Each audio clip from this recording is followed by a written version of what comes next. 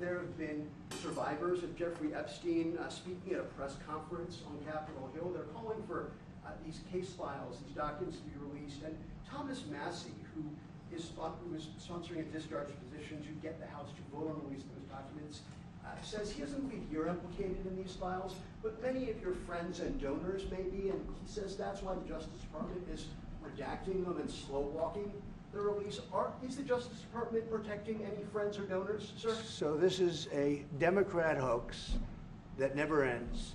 You know, it reminds me a little of the Kennedy situation. We gave him everything over and over again, more and more and more, and nobody's ever satisfied. From what I understand, I could check, but from what I understand, thousands of pages of documents have been given. But it's really a Democrat hoax because they're trying to get people to talk about something that's totally irrelevant to the success that we've had as a nation since I've been president. Even if you look at D.C. right now, D.C., it's a totally safe zone. It's called a safe zone. That's a term. It's a term of art. It's a safe zone because it's very safe. You can walk down the street now and nothing's going to happen. No crime, no murders, no nothing. Because we had a lot of problems with certain places, and we still do. All run by Democrats, or for the most part run by Democrats. So what they're trying to do with the Epstein hoax is get people to talk about that instead of speaking about the tremendous success like ending 7 wars. Sure. I ended 7 wars. Nobody's going to talk about because they're going to talk about the Epstein whatever. Sir, I understand that we were subpoenaed to give files, and I understand we've given thousands of pages of files. And I know that no matter what you do, it's going to keep going. And I think it's enough because I think we should talk about the greatness of our country and the success that we're having. I think we're probably having, according to what I read, even from 2 people in this room, we're having the most successful 8 months of any president ever. And that's what I want to talk about. That's what we should be talking about, not the Epstein hoax. To Capitol Hill tonight, where the House Oversight Committee released files related to Jeffrey Epstein's sex trafficking. More than 30,000 pages and videos the committee has received from the Justice Department so far in response to a recent subpoena. But the document dropped tonight contains mostly information, a large chunk of it already publicly known or available. It's like only 1% of what they possess. And 97% of it's already been released. I'm afraid this is going to be like Pam Bondi's binders. People are going to dig into it and say there's nothing new here.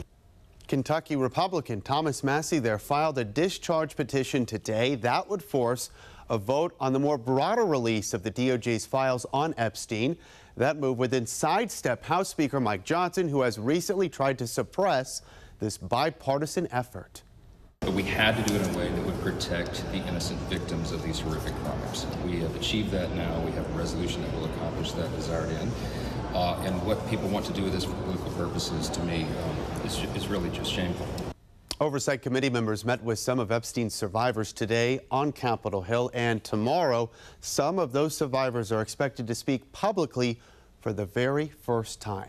And just hours from now, we could hear from the victims of Jeffrey Epstein, who's accused of sex trafficking underage girls. Those victims are expected to address the public on the steps of Capitol Hill. And if it's anything like yesterday, what they say could be both emotional and also disturbing. Here's why. We have new video out this morning of lawmakers walking out. You can see Nancy Mace walking out of a hearing after hearing from Epstein survivors. Now, you're looking at Republican Nancy Mace right back here. You can see she walked past the media, appears to be wiping away tears. She later told the media she had a panic attack after hearing from Epstein's victims. The congressional panel publishing more than 33,000 pages of flight logs, jail surveillance, video court filings, emails, and other recordings. However, this dump of documents contained information that was mostly already available. This latest information, Kentucky Republican Thomas Massey filed a discharge petition. It would force a vote on the more broader release of the DOJ's file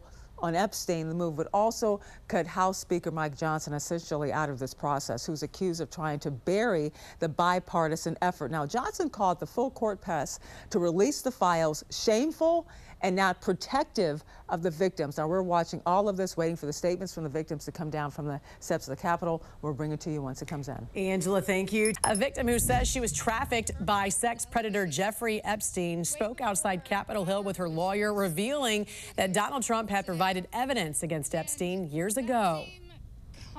He helped me. He got on the phone. He told me things that were helping our investigation. Now, our investigation wasn't looking into him, but he was helping us then. He didn't treat this as a hoax. And earlier this week, the administration did release more than 30,000 new documents related to the case. Still, lawmakers have continued to campaign for more files to be released. President Trump says it's a Democratic hoax that never ends. Survivors of Jeffrey Epstein's sexual abuse and trafficking speaking out publicly, many of them for the very first time, all united with a common message here, calling on Congress to act. Congress must choose.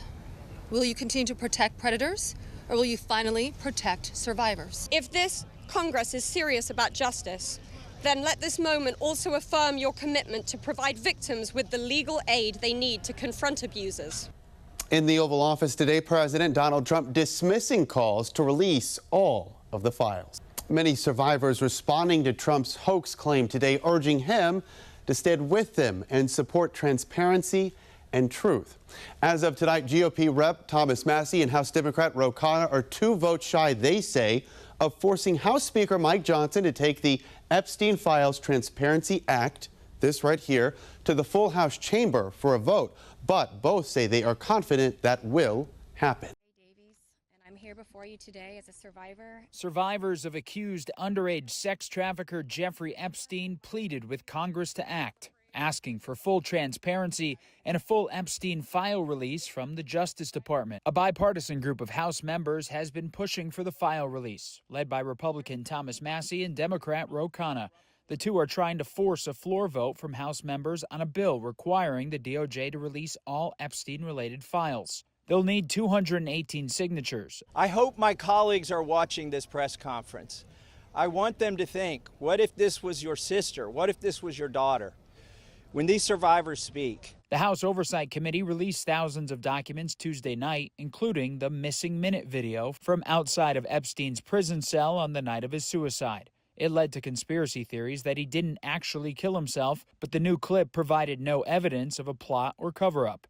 Massie estimated 97% of the documents had already been publicly available, and they're not protecting the victims, but potentially the abusers and associates, according to Massie. Well, the 3% that weren't public, that's 3% more than Joe Biden released when he was president. Look, President Trump is complying with our subpoena. The president deflected questions about the news conference. It's really a Democrat hoax because they're trying to get people to talk about something that's totally irrelevant to the success that we've had. Meanwhile, victims say they'll be compiling their own documents. Us Epstein survivors have been discussing creating our own list. We know the names.